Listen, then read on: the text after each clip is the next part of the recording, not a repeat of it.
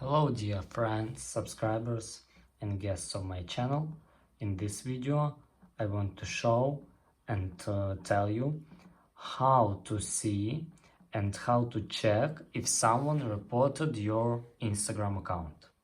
Please put your like, subscribe to my channel, share this video with your friends and let's get started. So first we need to go to Instagram.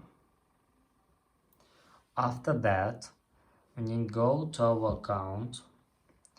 Now click on this button and here you can scroll down and click account status. Click here.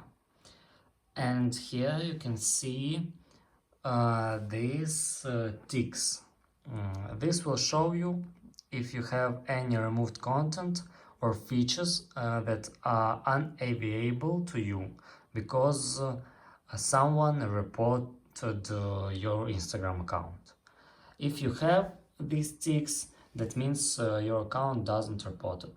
But if you don't have, that means that your account was reported by someone. And that's all. If you enjoyed this video and found it helpful, please put your like, subscribe to my channel and share this video with your friends. Bye bye everyone, see you later.